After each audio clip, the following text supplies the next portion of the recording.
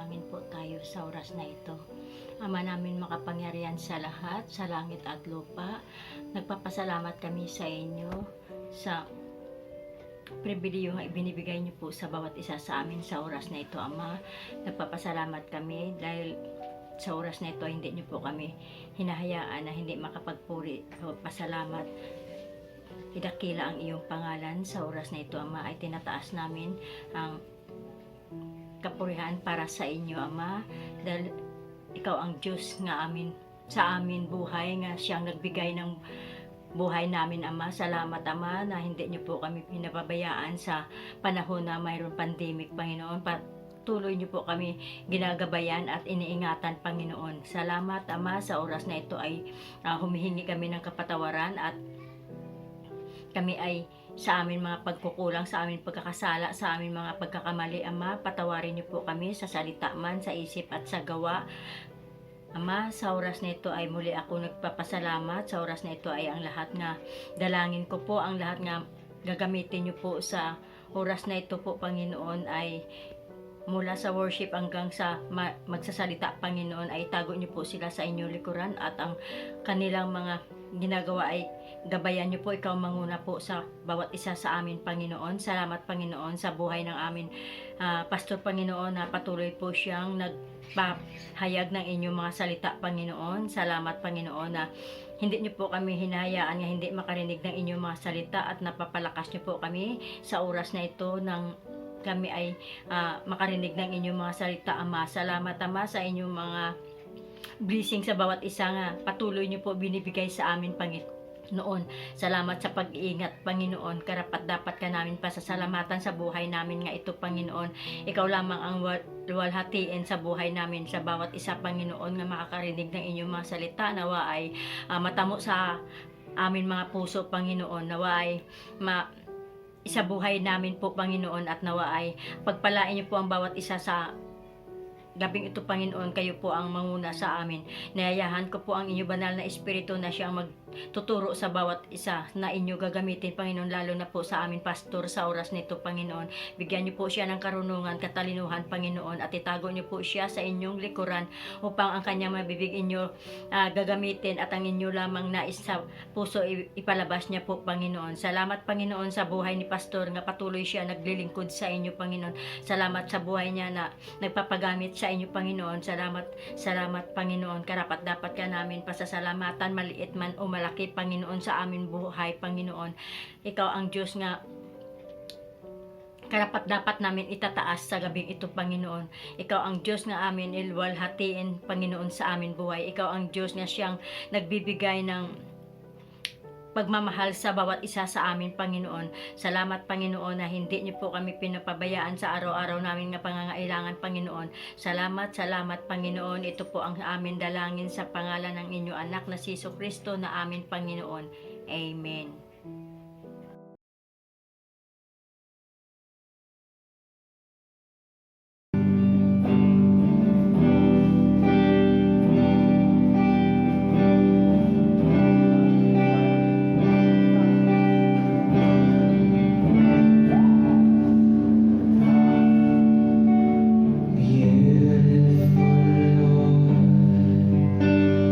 Wonderful Savior.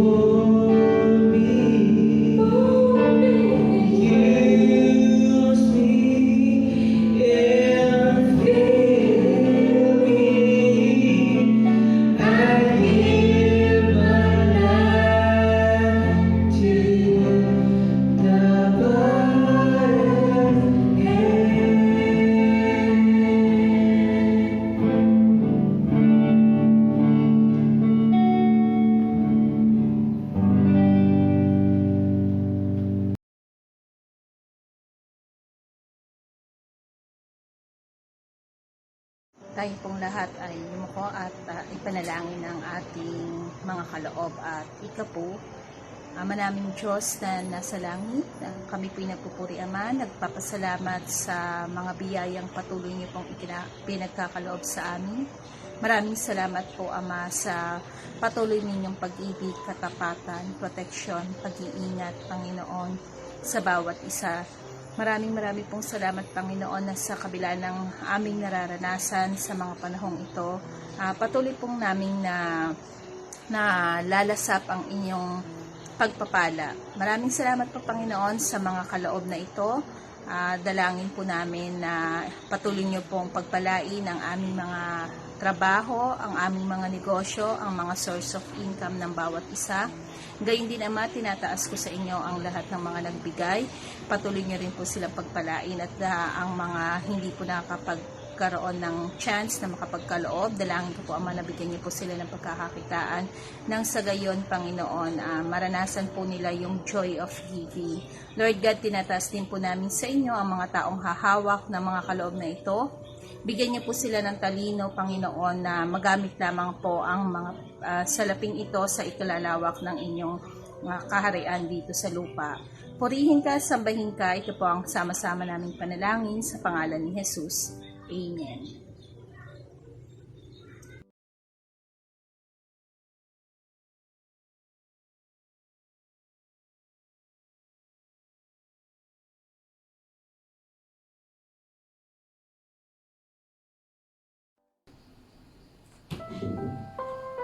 Welcome po kayo mga kapatid. At sa sandaling ito ay muli tayo po magkakasama para po pag-aralan ng salita ng Diyos. Kumusta po kayo dyan sa inyong kinaroroonan? At dalangin ko na maayos po ang inyong kalagayan at kayo po ay mabuti ang inyong kalusugan. Salamat po at ang dalangin ko po na anuman po ang ating pag-aralan sa sandaling ito ay maunawaan po natin at naway mapalakas kayo, ma-encourage kayo mula sa salita ng Diyos. Mga kapatid, inihiram ko sandaling ito ang inyong pakikinig at pangunawa sa ating pong pag-aaralan. At dahil po sa ngayon ay buwan ng Disyembre at atin na pong naramdaman yung lamig ng panahon at lakas ng hangin. At dahil po sa season ngayon ng Christmas, ang ating pong tatalakayin ay patungkol po sa topic na ito, ang Christmas. Tatalakayin po natin ngayon ang 4 na kaloob o 4 greatest gifts of Christmas. Marami po o madalas na ang ating pong tinitingnan kapag Christmas ay gift. Wala tayong maibibigay, minsan wala tayong natatanggap. Pero yung gift natin ina-expect ay maliit na bagay yon. Subalit ang Diyos noong si Jesus Christ ay dumating sa lupa, siya po ay may taglay na gift. At ang gift nito, masasabi nating pinaka-the greatest gift sapagkat walang papantay ng mga gift na ito na ibinigay sa atin ng Diyos. At nawa, ito pa yung ating pagbulay-bulayan. Na huwag tayong tumingin sa mga bagayng material sapagkat sa panahon ngayon, si Kristo ay nawala na pagdating sa Christmas. Marami pong mga nagtitext o nagsusulat na wala na po si Christ. Ang ibig sabihin, may mga nagdiriwang ng Christmas na Christless. Bakit sinasabi kong Christless? Kasi po sa kanilang text, ang ginagamit na Xmas. Hindi na Christmas. So, ibig sabihin, pinapatay na nila si Kristo. Xmas. So, mga kapatid, huwag kayong magte-text ng Xmas.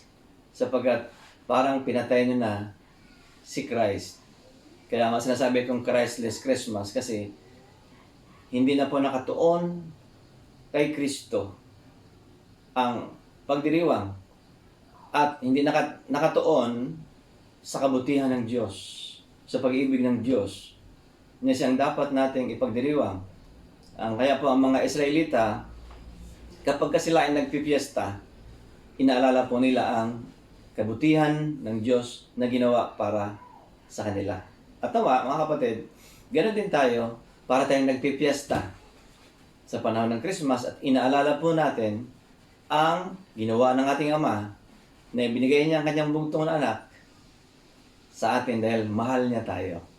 At nawa, ang atin pong focus ay nasa sa giver at sa gift. Sino ba yung giver?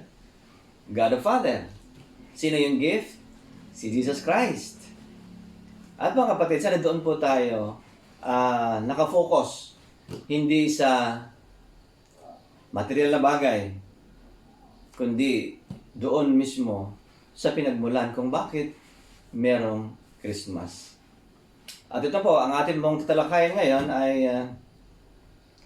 mayroong 4 na greatest gifts of Christmas. 4 greatest gifts of Christmas. So, ano-ano po ito?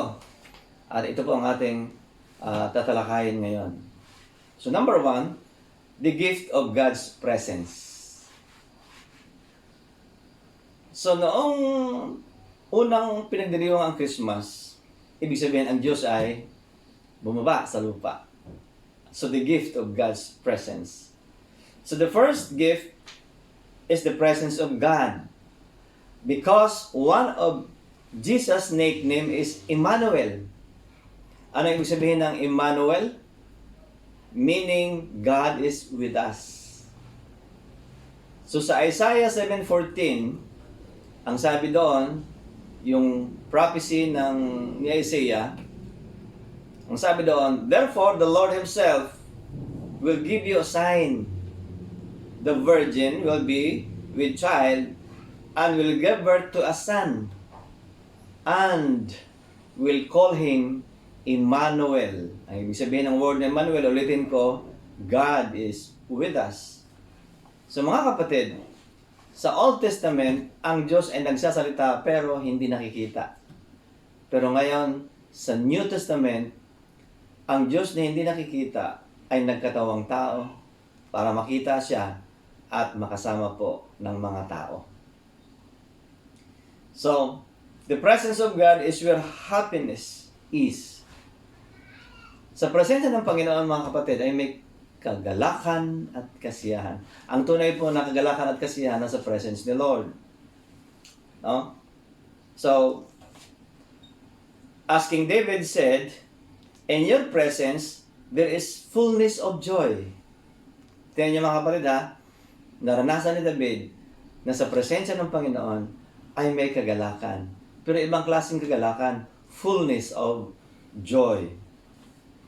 Ang sabi dito, in your right hand are pleasures forevermore. Sa mga awit, Kabanatang 16, talatang 11, sa ikalawang bahagi. Uulitin ko ang sabi ni David, in your presence there is fullness of joy. In your right hand are pleasures forevermore. So, ang kagalakan, ang kasiyahan na hindi nababayaran ng salapi ay na kay Kristo Jesus. Nung siya ay bumaba sa lupa, siya ay sumama sa atin. So, ang gift na ibinigay ng Diyos sa atin ay yung presensya niya. Ngayon, ang tanong ko mga kapatid, kulang pa ba kapag si Lord ay nasa iyo? Meron pa bang kulang? Kung ang presence ni Lord ay nasa atin? So, no success or achievement, sabi dito, in our lives can bring us pleasure equal to God's presence. Wala na pong ibang success o achievement na makakahigit. Ano po mga kapatid? Sa presensya ng ating Panginoon. Kasi sa presence ni Lord, there is joy. Sa presence ni Lord, there is miracle, happiness.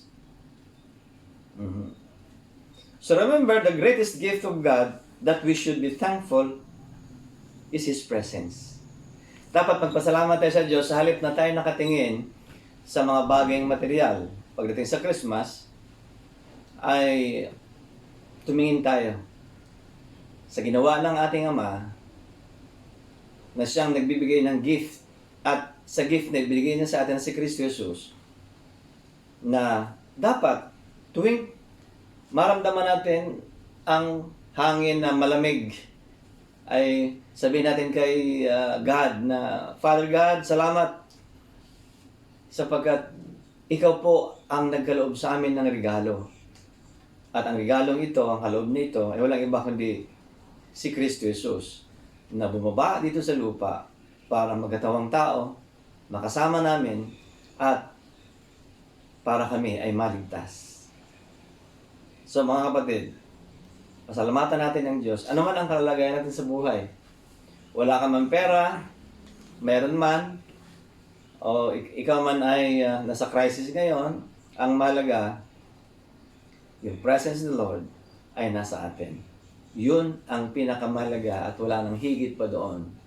Walang makakatapat na mga bagay na material sa presensya ng ating Panginoon. Number 2, greatest gifts of Christmas ay the gift of God's peace. Okay. The gift of God's peace. So, sa presence ni Lord ay may kapayapaan. So, ang isang nickname ni Jesus Christ ay Prince of Peace. So, Emmanuel brings us not only happiness but also peace. Kapayapaan. At itong kapayapaan na ito ay hindi kayang bilhin ng salapi. Sapagkat ang kapayapaang ito ay ito ang tinatawag natin kapayapaang di malirit. Wika ni Paul sa kanyang sulat. Kapayapaang di mas malirit, di maunawaan ang kapayapaang ibinibigay ng Diyos. At ang kapayapaang ito ay si Christ. Siya ang ating Prince of Peace. At ang peace na kanyang ibinibigay sa tao ay everlasting peace. Hindi katulad ng ibinibigay ng mundo na kapayapaan ay pansamantala. Painumin ka ng gamot para maging payapa ka, pero pagka nawala na yung tama ng gamot, balik ka naman sa pag-aalala. O maaring ikaw ay payapa ngayon, bukas hindi na. Pero ang mga taong na kay Kristo Jesus ay may kapayapaan. At ang kapayapaang ito ay hindi malirit. Sa John chapter 14 verse 27, ang sabi dito ng Panginoong Jesucristo, "Peace I live with you." Ang sabi ng Panginoon, iniiwanan ko kayo ng kapayapaan. "My peace I give to you. I do not give to you as the world gives. Do not let your hearts be troubled, and do not let them be afraid." Ang sabi ng Panginoon, ang kapayapaan ko ay iniwan ko sa inyo. Ang kapayapaan ko ay binibigay ko sa inyo. Hindi ko ibinibigay sa inyo ang kapayapaan mula sa mundong ito, sapagkat ang kapayapaan na sa mundong ito ay temporal. Kaya ang sabi ng Panginoon, huwag kayong matakot. Palakasin ninyo ang inyong kalooban. Magpalakas kayo. Let not your heart be troubled. At huwag kayong matakot. Sapagkat ang ibinibigay ng kapayapaan ng Diyos, ang kapayapaang hindi kayang bilhin ng salapi. Marami pong mga milyonaryo, mga bilyonaryo. Pero tingnan mo sila, wala silang peace. Wala silang kapayapaan. Hindi sila panatag. Bakit? Kasi wala yung Prince of Peace sa kanila. Wala ang Panginoong Jesucristo na nagbibigay ng kapayapaan sa kanila. Wala ang Panginoong Jesucristo na nagbibigay ng security sa kanila. At kaya nga po sila nag-hire ng security kasi hindi sila nagtitiwala. Wala silang kapayapaan. Hindi sila sure. Hindi sila secured. Kaya po sila nag-hire ng security. Pero tayong mga mananampalataya, ang ating security ay ang Panginoon. At alam natin, hindi niya tayo pababayaan. Alam natin ang Diyos ay kasama natin. Alam natin ang Diyos ay nagbibigay sa atin ng proteksyon. Alam natin ang Diyos ay mapagkakatiwalaan. Alam natin ang Diyos ay maasahan. Kaya, dahil doon, tayo ay merong kapayapaang nagmumula sa Kanya. Number 3, the gift of God's power. Ang kapangyarihan na mula sa Diyos. So at Christmas, God displayed His power over nature. For nothing will be impossible with God. Ito po yung sinabi ni Angel Gabriel sa Luke chapter 1 verse 37 kay Mary. Ang sabi niya dito, sa kay Mary, ay mayroong ipapanganak at ikaw ang gagamitin. Ikaw ay highly favored sapagkat ikaw ang magdadala ng isang sanggol na siyang magliligtas sa buong mundo. So when He came to announce the miracle of Christ's incarnation,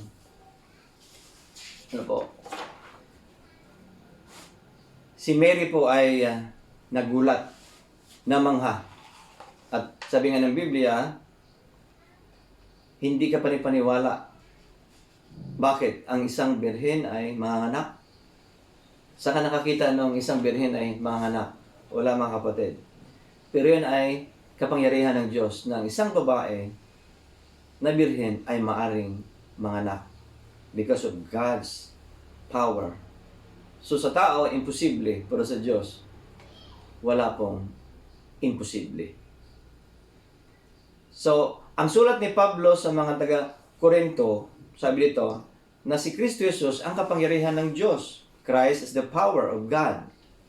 Mga kapatid, nung si Kristo ay nasa iyo, you have the power.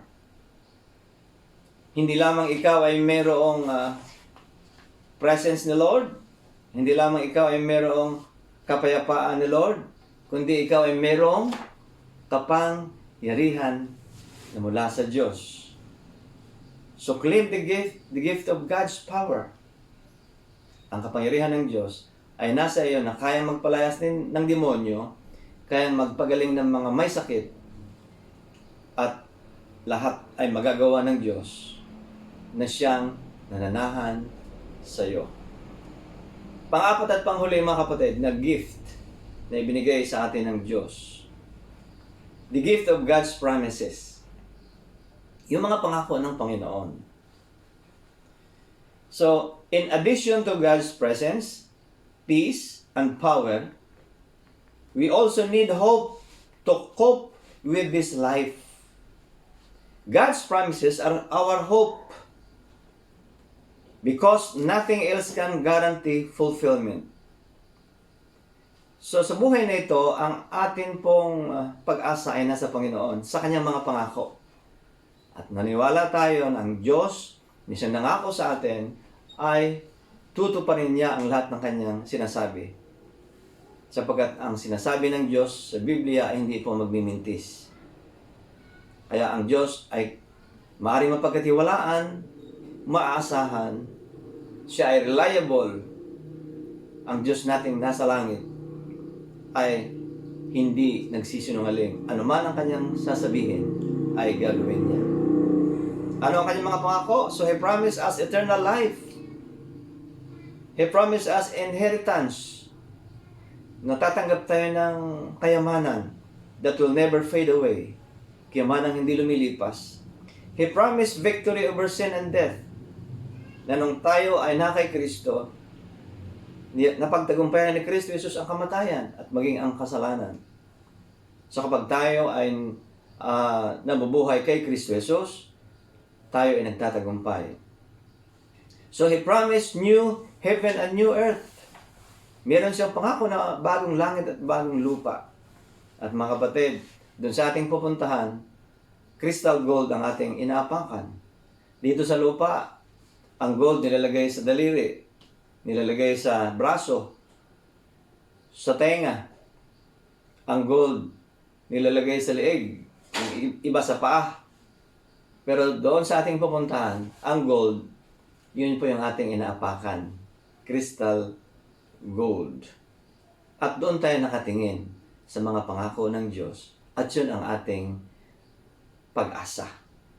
Na isang araw, tayo ititira sa lugar na ipinapangako ng Diyos, na doon Wala nang kamatayan, wala nang paghihirap, wala nang pananambitan, wala nang pagluha, sapagkat ang mga bagay ay, lahat ng mga bagay dito sa lupa ay lumipas na. So ang Diyos mismo ang siyang magpahid sa ating mga luha na wala nang pag-iyak sa kanyang presensya. So, and because God is with us, Emmanuel, He has begun a good work in you, will bring it to completion by the day of Jesus Christ. So dahil sa ang Diyos ay nasa atin, ang sabi sa Philippians 1 verse 6, He has begun a good work in you, will bring it to completion by the day of Jesus Christ. Kailan yung day of Jesus Christ? When Jesus Christ return. So, ang Diyos ang tumawag sa atin, ang Diyos ang nagligtas sa atin, siya ang nagpapasimula sa ating buhay at siya rin ang magtatapos nito. So mga kapatid, ano ang ating dapat inuugali pagdating ng Christmas? Tandaan natin itong apat. The gift of God's presence. The gift of God's peace. Ano pa? Power. At pang-apat, promises. The gift of God's promises. Dito po tayo focus, huwag sa kalalagayan natin. Ngayon, tingnan nyo. Pagdating ng Christmas, ano ba ang inuugali ng mga tao? Tinitingnan ng mga tao? Ito. Kung halimbawa, ikaw ay may birthday. So dahil sa may birthday ka, of course, yung ibang mga kaibigan mo, kamag-anak, kapatid, nagbibigay sa'yo ng regalo. Eh ano kaya na may birthday ka? At pagkatapos, yung mga taong nagsiselebrate, hindi ikaw pinapansin.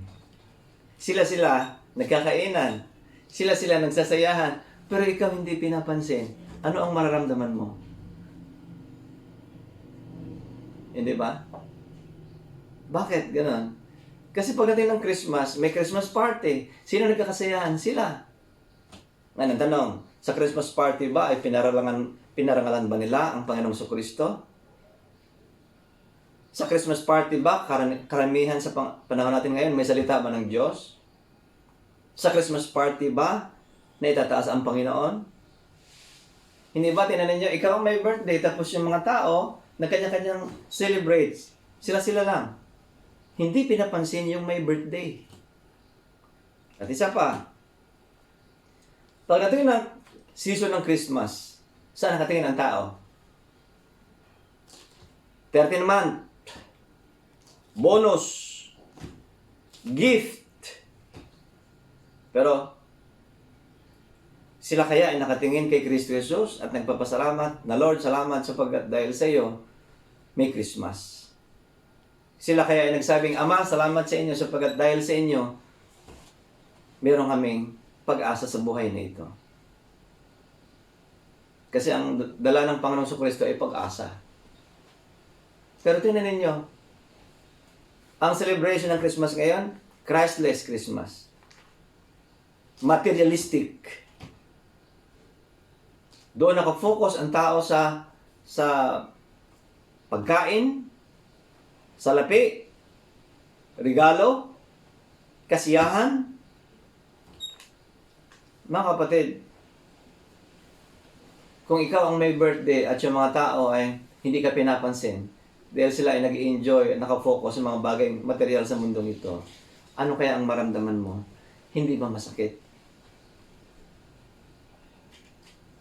Kaya ito, tandaan po natin itong apat na ito, na naman ang sitwasyon natin sa buhay, tumingin tayo sa Diyos. Yung buhay man na walang hanggang ipinagkaloob sa iyo kay Kristo Jesus, kulang pa. Yung presence ni Lord, kulang pa. So in His presence, there is peace. In His presence, there is joy. In His presence, there is power. Ano po? So in His presence ay may promise. Kaya mga kapatid, pagdating ng Christmas, huwag tayong tumingin sa mga bagay material, sa salapi, sa regalo, pagkain, at happenings, labas dito, labas doon, nag-i-enjoy ka, nagpapakasaya ka, pero si Kristo ba ay yung naipakilala sa iba? Si Kristo ba ay yung naipagmalaki sa iba? Mga kapatid, binigyan natin ng gift ng ating Diyos Ama. Ano ang ating gagawin?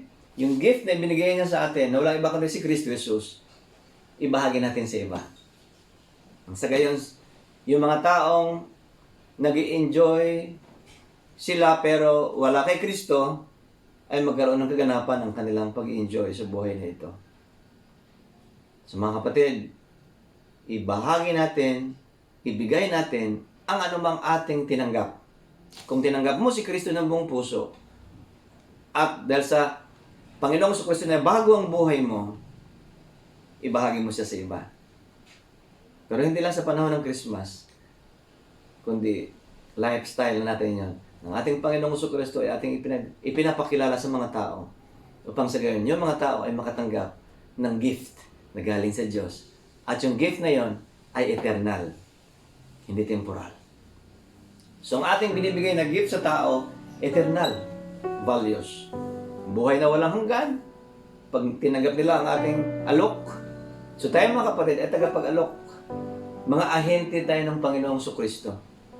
Pinagpala na tayo nung tinanggap mo, tinanggap ko ang Panginoong Kristo, at nanalig tayo sa Kanya, pinagpala na tayo.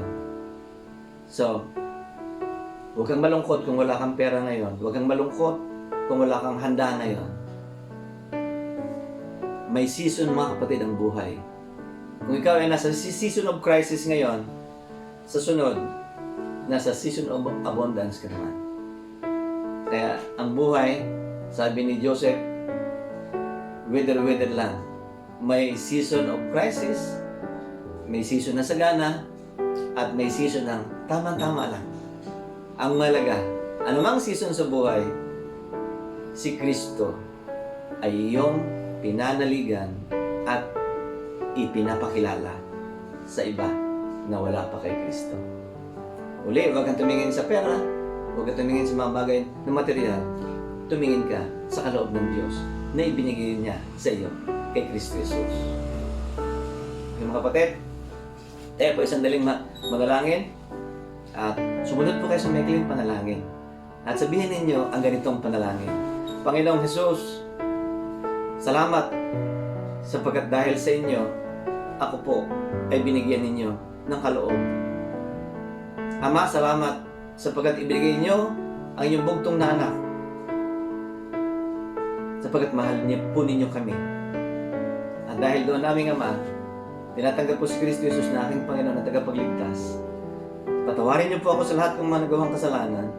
At mula ngayon aming Ama, hindi na po ako titingin sa mga bagay na material, sa mga bagay na wala ako, kundi titingin ako kay Kristo Jesus na siyang gift na ibinigay niyo po sa akin. At yung gift na yon, wala nang higit pa, wala nang papantay pa. Kaya salamat po aming Ama, sapagkat dahil sa inyong pag-ibig, ako'y inyong pinili, hinirang, at ginawang anak mula sa karamihan. Salamat sa kaloob na ito na ipinagkaloob sa amin. Salamat po sa pangalan ni Kristo Jesus. Amen. Amen. Ako na lang po ang nalangin mga kapatid. Aming Ama, salamat pong muli sa inyo pong pag-ibig sa amin na gayon na lamang na ibigay ninyo ang inyong bugtong na anak. Ang sino mong sumampalataya sa Kanya, hindi mapapahama kundi magkaroon ng buhay na walang hanggan. At salamat sa inyong pag-ibig na inyong pinatunayan ng wika po sa aklat ng Romans 5:8, but God demonstrated His love toward us while we were still sinners, Christ died for us. Yes, aming Ama. Salamat po, Panginoon, sa inyong pag-ibig at inyong ipinatunayan sa amin sa magitan ng pagkakaloob ng inyong bugtong na anak ang pinakamalagang yaman po ninyo, na walang iba kundi ang inyong nag-iisang anak. Salamat po Diyos. Salamat, hindi niyo kami pinabayaan.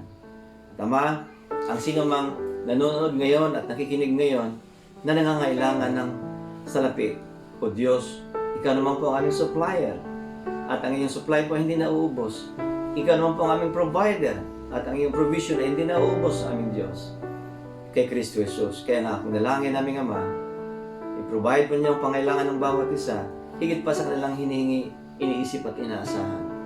Ng aking dalangin, isupply po ninyo ang kanilang pangailangan, higit pa sa kanilang pangailangan ng aming Diyos. I-bless niyo po sila exceedingly and abundantly. At o Diyos, ang aking dalangin, na nawa sa Kapaskuhang ito, huwag silang tumingin sa mga bagay ng material, kundi sa inyo, isang nagbibigay sa amin ng lahat ng bagay. Sa inyo na pinagmula ng buhay at kayamanan. Kung kami man, Panginoon, sa panahon ngayon ay nasa season of crisis, naniniwala kami na darating ang araw na kami ay inyong hanguin at ililipat sa season kung saan mayroong kasaganahan. Sapagkat ito naman ang plano niyo sa amin, aming Ama. Ang sabi po ninyo sa inyong salita, I have a plan for it to prosper you. Ang sabi niyo, Panginoon, sa inyong salita, kapag sumunod lang kami sa inyo bilang aming pastol, ang wika po ninyo, my purpose is to give you a rich and satisfying life. At o Panginoon, ngayon pa lang nagpapasalamat na po kami sapagkat hindi niyo po kami pababayaan, o Panginoon, na maghirap kasi kami po ay inyong mga anak kay Kristo Jesus. Salamat po muli, aming Ama, sa inyong kaloob sa amin na hindi po kayang pantayan, tapatan ng salapi. Salamat sa inyong kaloob sa amin na hindi po kayang tapatan ng anumang bagay sa mundo ito. Salamat po. Salamat po. At sa mga may sakit na nakikinig ngayon o nanonood ngayon, ano man ang karamdaman na meron sila, sa pangalan ni Kristo Jesus, I declare healing and I speak healing sa mga may sakit in the name of the Lord Jesus Christ. Hallelujah. Aming Ama, sa araw na ito, sa sandaling ito, ako'y nangangako na hindi na po ako titingin sa mga bagay material, kundi sa inyo, isang nagbibigay sa akin ng kaloob na hindi kayang sukatin o tapatan kung anumang halaga. Salamat po, Diyos. At akong dalangin aming Ama, ng aking mga kapatid ay mamuhay na marangal, sapagkat kayo po ang aming Ama. Salamat po. Sa inyo po ang papuri at pasalamat. Ito po ang dalangin sa pangalan ni Kristo Jesus. The Lord will bless you and protect you. The Lord smile on you and be gracious to you. The Lord show you His favor and give you His peace. In Christ's name, Amen at Amen. Salamat po mga kapatid sa inyong panonood muli at pakikinig. At nawa, magkita-kita po tayo sa Sunday at sa darating na Thursday. Salamat po. Salamat po. Shalom.